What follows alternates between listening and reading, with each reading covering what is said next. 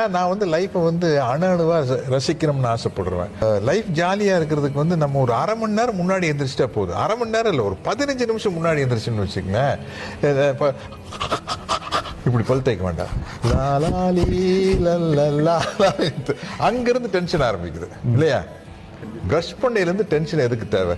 ஒரு 15 நிமிஷங்க நீங்கள் முன்னாடி எந்திரிச்சு பாருங்க, ரிலாக்ஸ்டாக பல் விளக்கி ஜாலியாக காரில் அப்படியே வேடிக்கை பாட்டு வந்து ஆக்ட் பண்ணலாம்.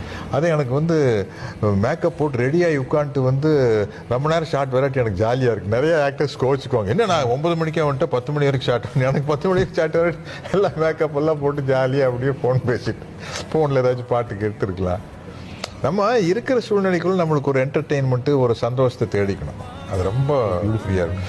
இது முடிஞ்சு இப்படி ஆனதுக்கப்புறம் தான் ஒரு ஹாப்பினஸ். இந்த படம் வந்து சூப்பர் ஹிட் ஆனதுக்கப்புறம் தான் எனக்கு ஒரு சந்தோஷம்னா, அந்த சந்தோஷம் வரவே வராது. அது என்ன இப்போ உட்காந்துருக்குறோமா, இப்போ என்ன ஜாலியாக இருக்கலாம்.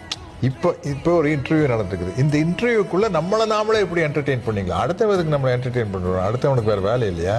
நம்ம தான் என்டர்டெயின் பண்ண